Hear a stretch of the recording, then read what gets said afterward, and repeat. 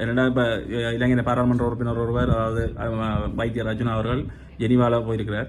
ஜெனிவாவுக்கு தமிழ் மக்கள் இல்லை பிரச்சனை சார்பாக போய் காய்க்கிறேன்னு சொல்லியிருக்கிறார். இது சம்மந்தம் நீங்கள் என்னென்னு கேட்டால் அர்ச்சுனா ராமநாதன் அவர்கள் இந்த கதையை நாங்கள் கதைக்க வேண்டிய ஒரு விடயமும் இல்லை. அவர் ஒரு பெரிய மனிதரும் இல்லை. ஒரு தேசிய அரசியல் கட்சியில அவர் தேசியத்தை பற்றி சும்மா இங்க வாய்ப்பேச்சில் தமிழ் இனத்துக்காக குரல் கொடுக்குற மாதிரி போய் பாராளுமன்றத்திலையும் ஒரு சும்மா அனாவசியமாக கத்தி கொண்டிருக்கிறவர் போலவும், அதே போன்றுதான் இன்றைக்கு ஜெனிவாவிலையும் சென்று தமிழ் மக்களுக்காக குரல் கொடுக்கிற பெரிய ஒருவரும் நடத்தாத வேலையை தான் நடத்துகிறேன் என்று இந்த டிக்டாக்குகளில் சும்மா பேசிக்கொண்டிருக்கார். அவர் உண்மையா ஒரு வைத்தியம்ன்றதுல பைத்தியம் என்று சொல்லுவார்கள். அதே போன்று அவருக்கு உண்மையாகவே பைத்தியமோ தெரியாது. அவருக்கு வைத்தியம் பார்க்க வேண்டிய ஒரு நிலப்பாடும் ஏற்படலாம்.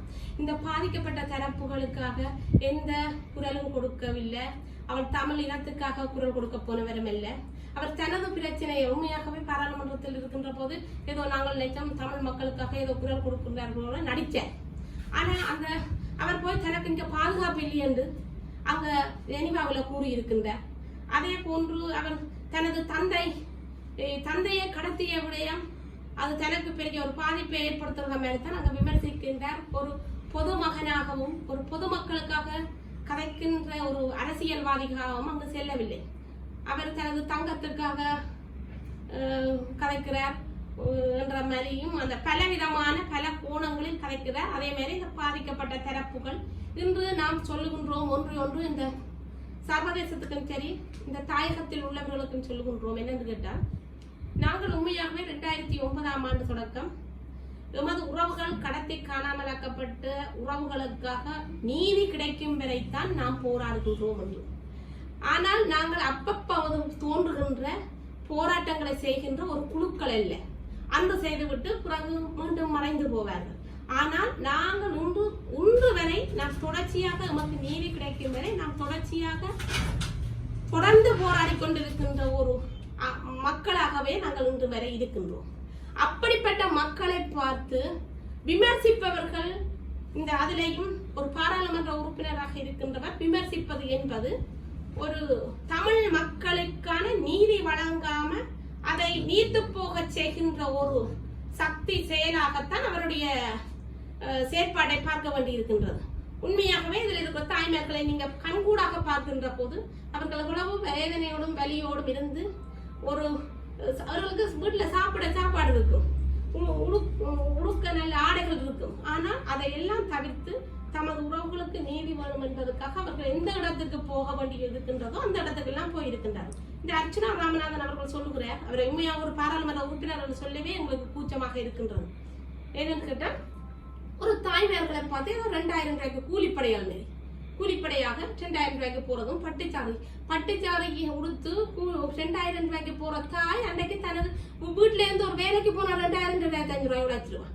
அப்படி நீங்கள் உண்மையாகவே அந்த அவர் சொல்லுகின்ற போது ஒவ்வொரு சொல்லும் மிக அவதானமாக சொல்லணும். அந்த மக்கள் மீது நீ ஒரு மக்கள் பிரதிநிதியாக சென்றிருக்கின்றாய். அப்போ நீங்க அந்த மக்கள் மீது வீணான வசைகளை பாடக்கூடாது. ஏனென்றால் எங்களுக்கு கோபமும் ஆத்திரமும் எங்களுக்கு மிக வேதனையாக இருக்கின்றது. ஏனென்றால் நாங்கள் இன்றைக்கு இந்த தெருவில் இருந்து போராடுகின்ற எத்தனை வருட காலமாக சும்மா இருந்து ஒவ்வொரு இடத்துல இருந்து போட்டு அந்தந்த நேரம் தோன்றி போராடுகின்றவர்கள் அவர்களுக்கு பிரச்சனை இல்லை. நாங்கள் தொடர்ச்சியாக போராடுகின்ற நாங்கள் எவ்வளவு மன வலிமையை இழந்திருக்கின்றோம், இன்றைக்கு எவ்வளவு உளவலம் பாதிச்சிருக்கின்றோம், எங்களோட குடும்ப வருமானத்தை இழந்திருக்கின்றோம். அதெல்லாம் தெரியாமல் ஒரு கணவனை இழந்த பெண் எவ்வளவு குடும்ப சுமையை சுமக்கிறாள். அதே மாதிரி தாய் தனது புள்ளியை இழந்து எவ்வளவு வேதனையோடு வாழ்கின்றார். அதை விடுத்து சும்மா தேவையில்லாத விமர்சனங்களை இந்த பாதிக்கப்பட்ட தரப்புகள் மீது யாருமே விமர்சிக்காதீர்கள்.